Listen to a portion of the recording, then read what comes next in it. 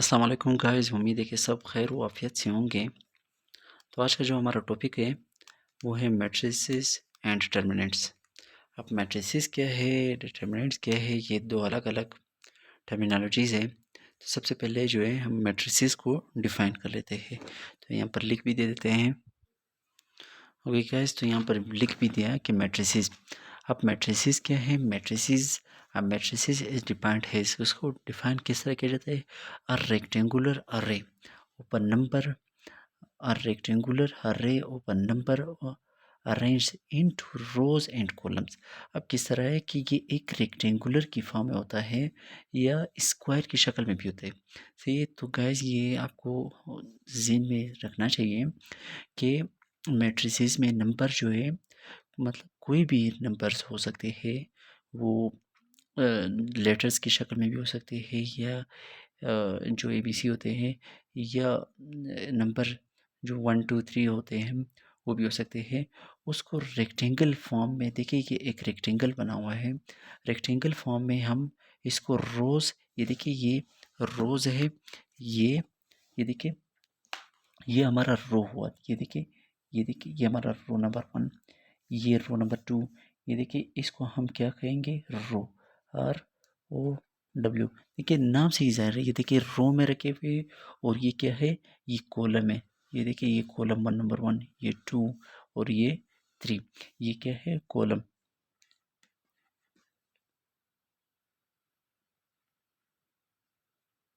ये कॉलम हुआ और ये क्या हुआ, ये कॉलम हुआ और ये रो हुआ। मतलब कि दोबारा मैं पढ़ लेता हूँ। अब matrices is defined as a rectangular array. देखिए ये रेक्टेंगुलर हुआ, ये एक रेक्टेंगल की शक्ल में हो सकता है और स्क्वायर की भी शक्ल में हो सकता है, कि मतलब the number of rows equal to the number of column.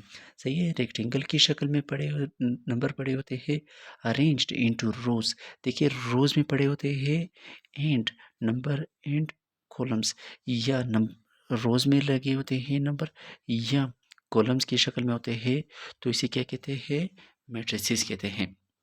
देखिए मैट्रिसेस में ये जो है, ये नंबर ऑफ रो हुए, देखिए रोज की सूरत में लगे हुए, और ये नंबर ऑफ कॉलम्स है, ये कॉलम्स की सूरत में है। तो इसे क्या कहेंगे, मैट्रिसेस। अब दूसरी बात क्या है, अब जो सेकंड जो हमारे हमारे पास आता है वो ऑर्डर ऑफ मैट्रिसेस।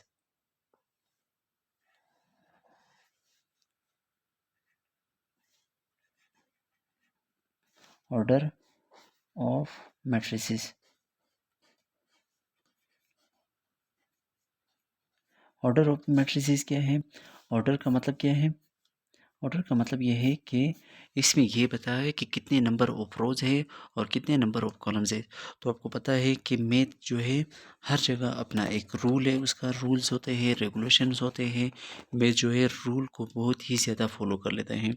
तो अभी ऑर्डर क्या है, ऑर्डर होता है the number of rows,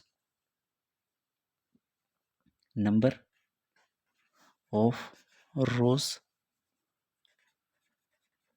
multiply by, देखिए इनटू, इसको मल्टीप्लाई नहीं कहेंगे, ठीक है, into number of column, number of column,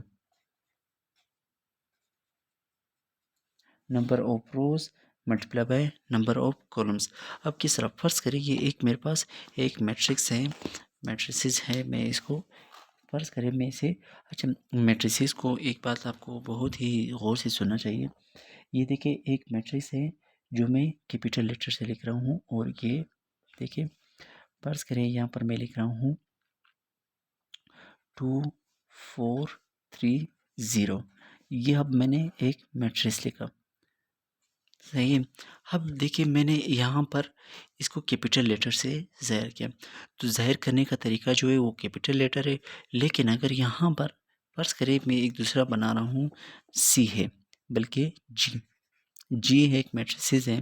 तो अब इसको मैं इस तरह लिख रहा हूँ 3, बल्कि A B C D E F. ये देखिए गाइस, ये मैंने सारे जो है स्मॉल लेटर्स लिखे। तो ये बात आपको जहन में रखना चाहिए कि आपको ये जो है ये स्मॉल लेटर में लिखने चाहिए, और ये ज़ाहिर जो है, ज़ाहिर को आपको कैपिटल लेटर से करना चाहिए। तो अभी आपको किस तरह लिखना है, ऑर्डर ऑफ द मैट्रिक्स। तो आपको मालूम ये करना है, तो आपको ऑर्डर को आमतौर पर ओ से ज़ाहिर करते हैं। ऑर्डर, खैर यहाँ पे मैं लिख भी देता हूँ, ऑर्डर ऑफ मैट्रिक्स। तो किस तरह है, 2 by 2 है। इसको किस तरह लिखते हैं, m/n, m/n। इसको मल्टीप्लाई कभी भी नहीं कहेंगे, इसको सिंपल m/n कहेंगे। तो कितने रोज़ है, ये 1 रो, ये सेकेंड रो, तो 2 रो हो गए। अच्छा, हमेशा ये बात याद रखिए, यहाँ पर मैंने लिख भी दिया है, नंबर ऑफ रोज़ खैर लिख देता हूँ, और नंबर ऑफ कॉलम्स कितने हैं, 2 by 2 है। तो नंबर ऑफ रोज़ नंबर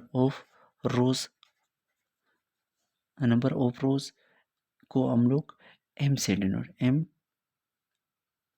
और नंबर ऑफ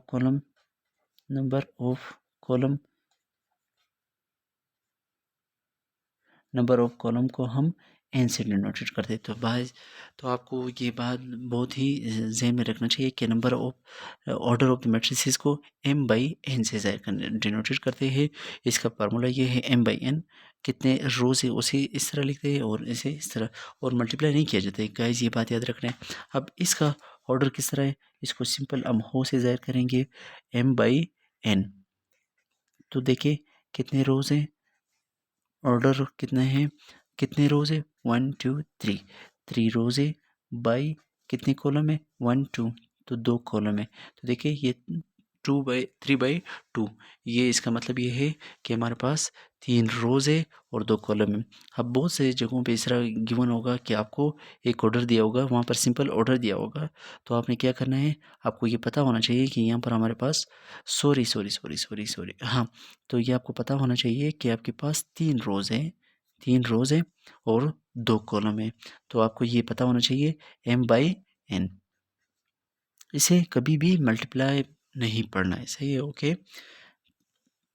अब चलते हैं कुछ दूसरी वीडियोस की तरफ, वहाँ पर हम इक्वल मैट्रिक्स पढ़ेंगे, और भी बहुत सारे मैट्रिसेस है जिसका बेसिक डेफिनेशन आपको पढ़ना बहुत ही ज़रूरी है।